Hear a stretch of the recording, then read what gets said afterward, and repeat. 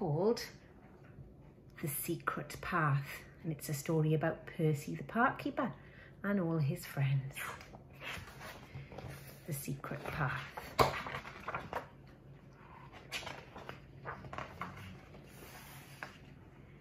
The Secret Path by Nick Butterworth.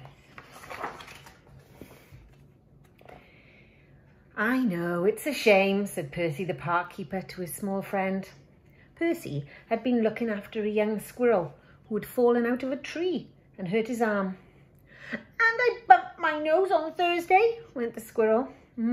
I see, said Percy, who was not really giving the squirrel his full attention.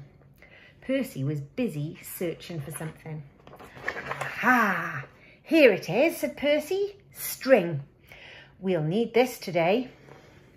As Percy and the squirrel trundled their way across the park, they didn't notice a group of friends hiding behind a large tree. I've been meaning to fix up the old maze for ages, said Percy. The hedges are terribly overgrown. Percy's going to work on the maze, said the fox. Let's race him there and have some fun, said the badger, and he began to whisper excitedly. The others squeaked with delight as they listened, only the hedgehog wasn't so sure. He found the maze rather confusing. I don't think I'll come, he said. I've got something to do. Percy parked his wheelbarrow by the entrance to the maze. Aren't you worried about getting lost in the maze? The squirrel asked. That's why I need the string, said Percy. I leave a trail of string from where I'm working back to the entrance of the maze. That way I can't get lost, you see? The squirrel didn't really see because he wasn't really listening. I'm not sure if I like spring or autumn the best, he said.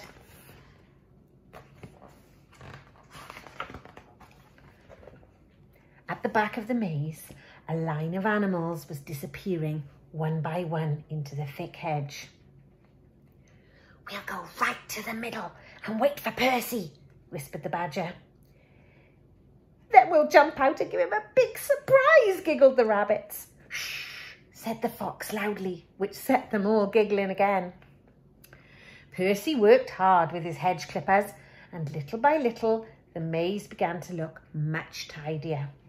Percy followed his string in and out of the maze. By now, the surprise party had made its way to the centre of the maze, where there stood a stone bench. The bench had been carved to look like a lion.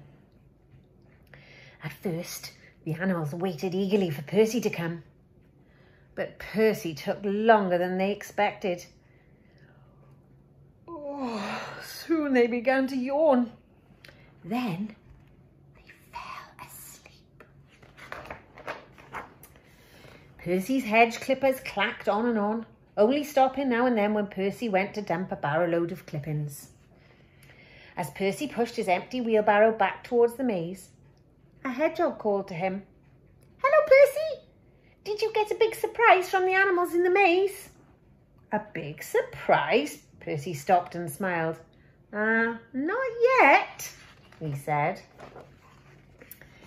When at last Percy and the squirrel worked their way to the centre of the maze, there was no big surprise waiting for them. Percy chuckled at the sight of the sleeping animals in front of him. Let's have some fun ourselves, he whispered. Percy tiptoed to the back of the lion-shaped bench and coughed loudly. I beg your pardon, said Percy in a deep, growly voice. The fox opened one eye. It's not that I mind so very much, went on Percy, but I do like people to ask before they go to sleep on me. The other animals began to stir. The fox stared at the lion's head. He couldn't believe his ears. I'm very sorry, said the fox. We didn't realise. We thought you were just a seat. The other animals opened their eyes in amazement to hear the fox talking to a lump of stone. They were even more amazed when the stone answered back. "Did you indeed?" said the growly voice. "Just a seat. "We're very sorry," said the fox. "Will you tell us your name?" Percy growled. "My name is..."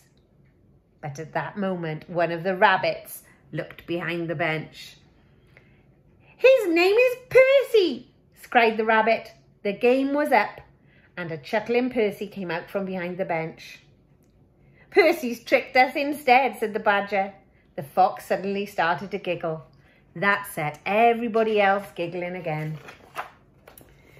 "Come on," said Percy as he collected his tools together. "Who'd like toasted tea cakes for tea? I'll show you the way out of the maze. All we have to do is follow my But Percy didn't finish. Standing there in front of him was his little squirrel helper. The squirrel was holding a large ball of string. "Don't forget this, Percy," he said. "I've wound it all up for you." Percy looked dismayed. "Don't worry," said the fox. "I think this is the way out."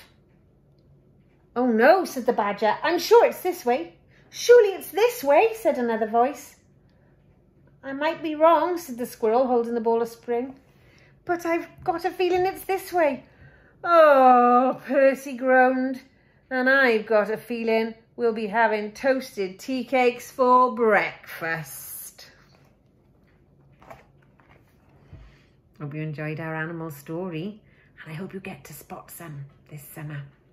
See you all soon. Bye.